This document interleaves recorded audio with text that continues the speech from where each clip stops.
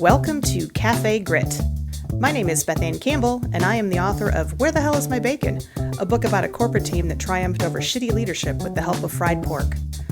I open Cafe Grit as a place where you can join me in figuring out how to channel your grit and find your voice in the world, whatever that means for you.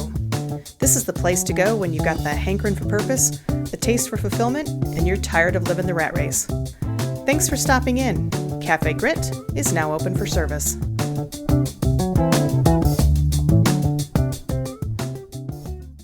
Hey everybody, welcome to Cafe Grit. I'm your host, Beth Campbell.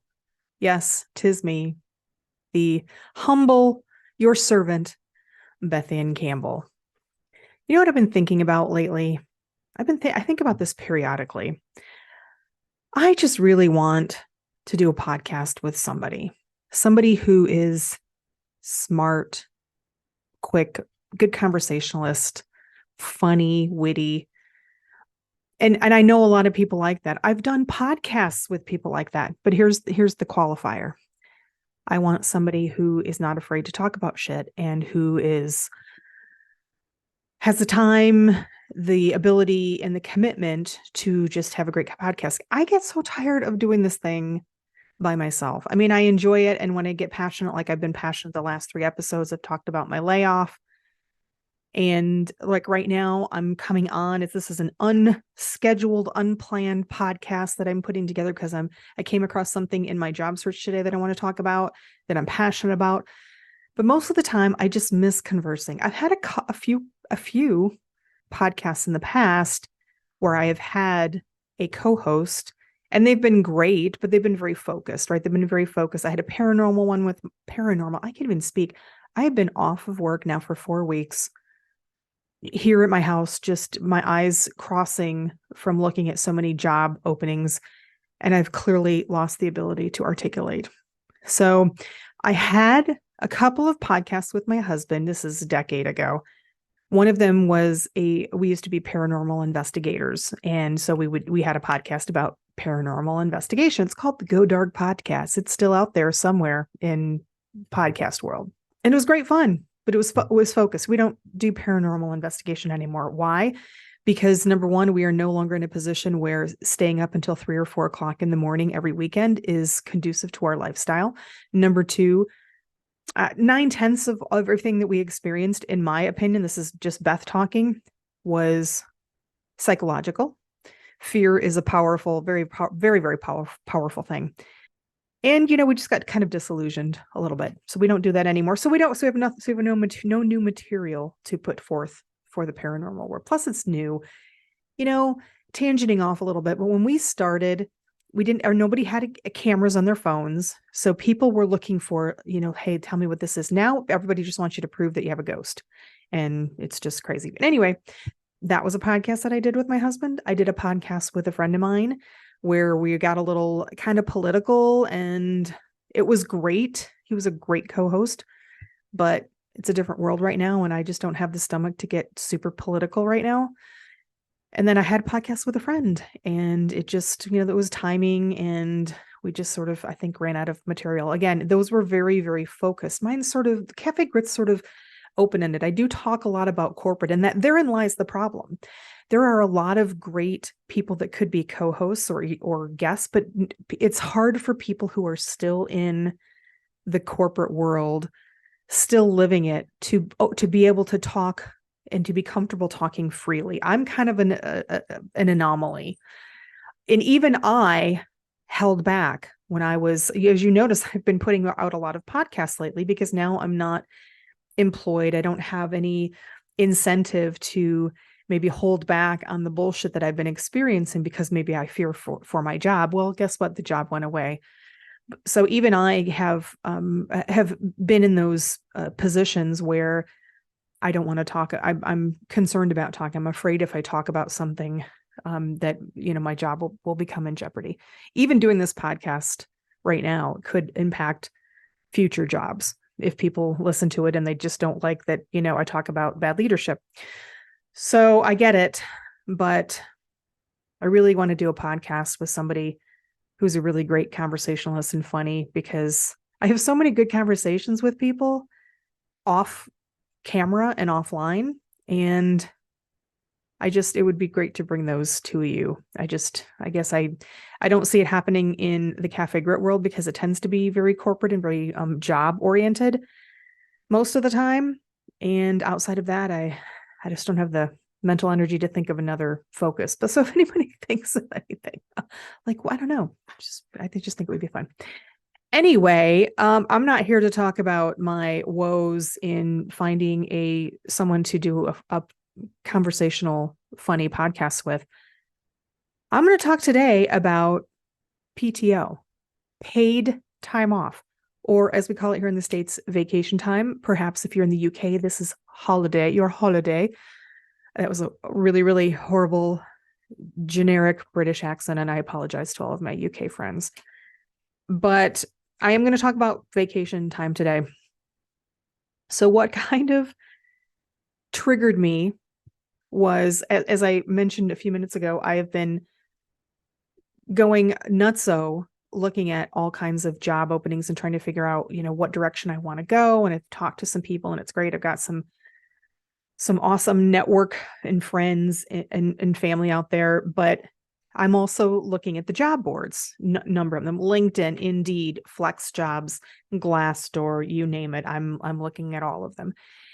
And I came across a job description today, a job posting that caught my eye. And I hadn't really been looking at the benefits part of these job descriptions. So LinkedIn is a place where I go often, and I have several searches there.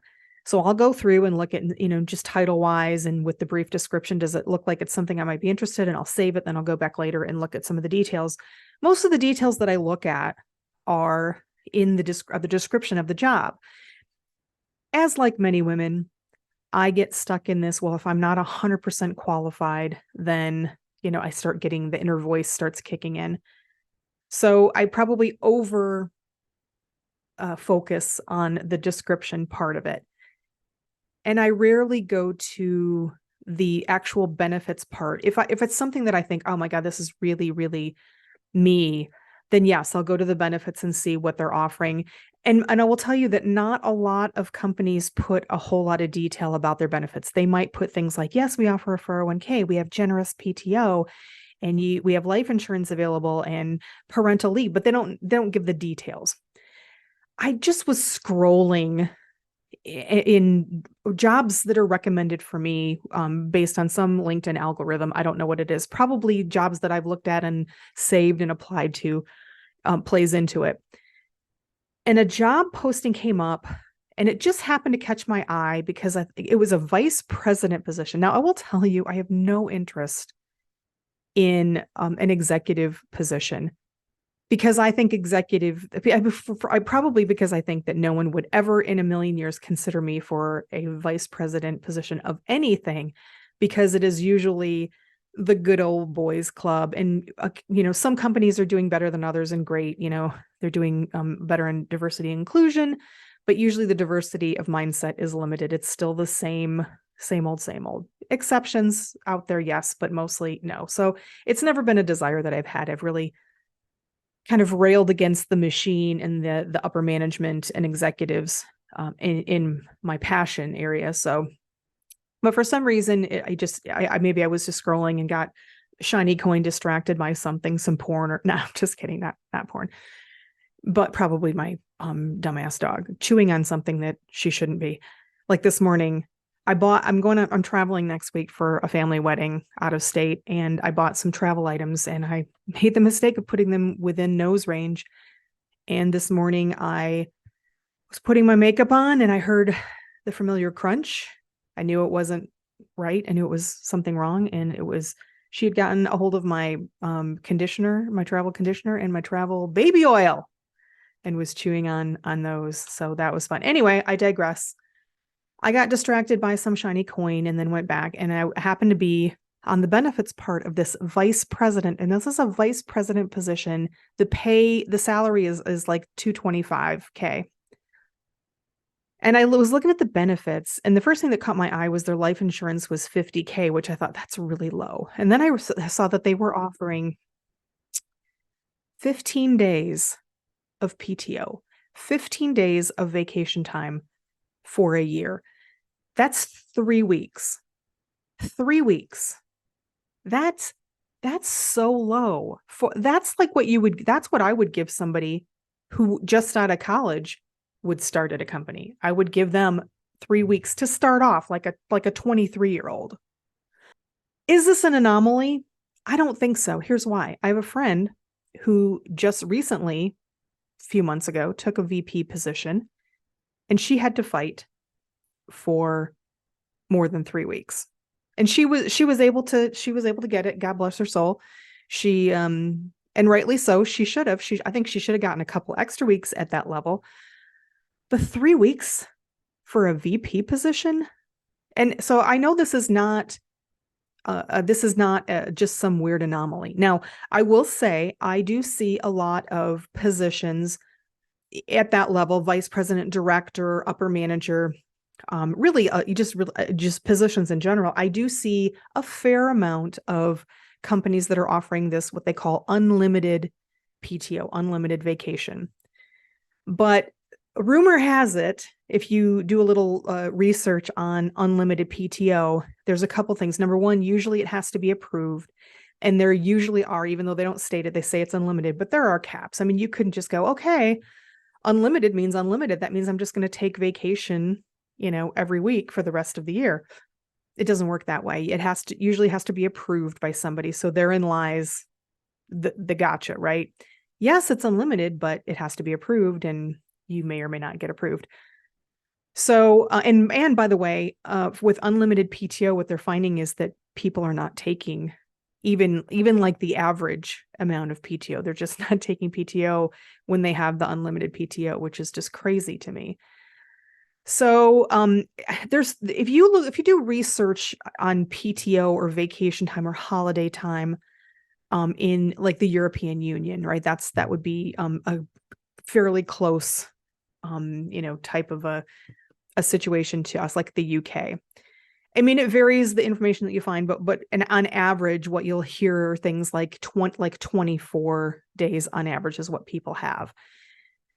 I'm just floored. So I'm just floored at 3 weeks. I can't get over this 3 weeks thing. It seems like it's so little. We know it's important that people take time off. We know that they are more productive when they take time off. And yet 3 weeks. And yet the irony is, again, unlimited time, people don't take it off.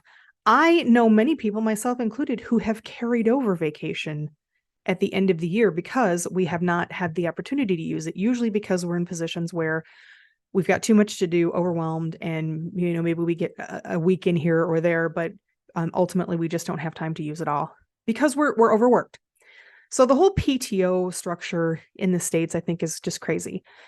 As an example, so this is where my comparison comes in, why I just think 3 weeks, because I know there are probably people out there are going, oh my God, I would love 3 weeks. I only got 2 weeks at my last job. And I get it. I want you to know my comparison. My comparison is when I started work in 2000, I started work for utility. And honestly, I don't remember if I got 2 weeks or 3 weeks. I think I got 3 to start off. Now, this is, again, I'm fresh out of college. I think I got 3 weeks. I was there for 16 years. And when I left, I was like a year away from being at 6 weeks. So after 16 years, it's like every 5 years you get another week. And I don't even know if the math holds up because of what I'm saying, because I don't remember if I started at 2 or 3, and math is hard. But when I left, I had 5 weeks, 50, so 16 years, I had 5 weeks. And I was nowhere near a VP, by the way. This was in 2016 when I left. And I would have, like, in another year, I would have gotten like another week or something like that. So I would have been at like 6 weeks, very, very shortly, a year, maybe 2 max. But so that's my comparison. My comparison is, I'm pretty sure I started in 2000 as a rookie right out of college with 3 weeks. Now I have at least 2 instances of vice president positions where people were offered 3 weeks. When I left my utility position and I had 5 weeks going on 6, I started with a consulting firm and I had 4 weeks, and I did try to negotiate for more. I was refused. After 5 years at that company, I went back to the utility that I had started with for about a year. Again, I had 5 weeks when I left. I would have had 6 pretty soon. They only offered me 4 when I came back. I, again, tried to negotiate for an extra week, was refused. Then I went back to the consulting firm. Yes, I'm a flip-flopper. Went back to the consulting firm. This was a little over a year ago in July of 22.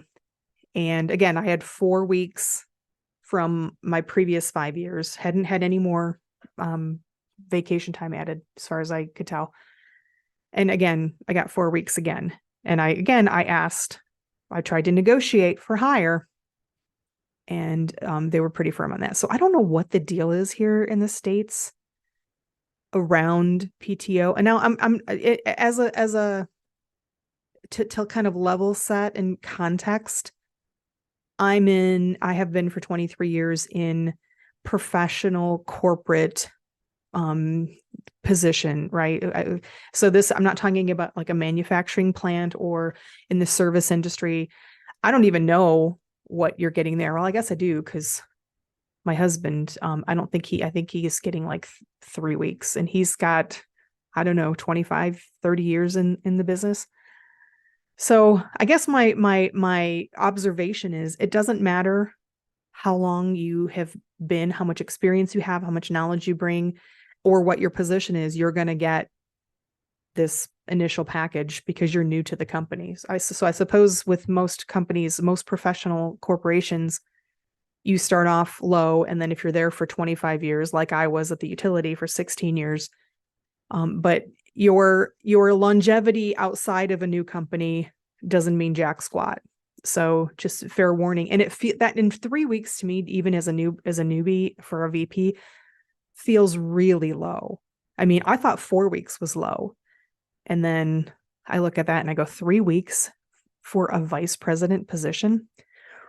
Whew, that's almost offensive. It's almost offensive. And I'm sorry, because I know some of you people are like, I'll only get 2 weeks, and I get it. But you know what? A lot of people, like in manufacturing, you get your 2 weeks, but then you get like Christmas.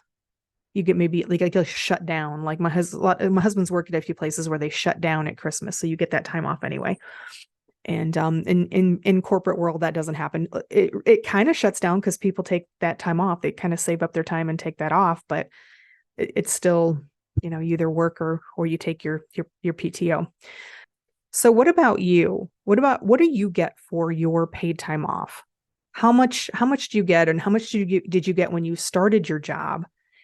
And how much did that increase over time, if at all? And so this is for anybody. This is if you're in the corporate world, the professional corporate world, or you're in manufacturing or the service industry full-time.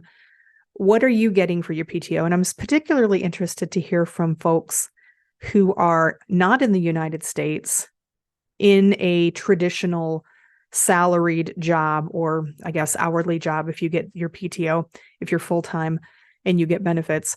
What are you making for PTO? How much vacation time do you get? And here's the clincher. This could be a whole other episode, but I don't want to do another episode about this, so we'll just do it here. Do you get separate sick time? Because this is another trend that I'm seeing with companies. My corporation that I just was dismissed, my position eliminated from, did not have sick time. So if I had a sickness, if I got sick, I had to dip into my paid time off.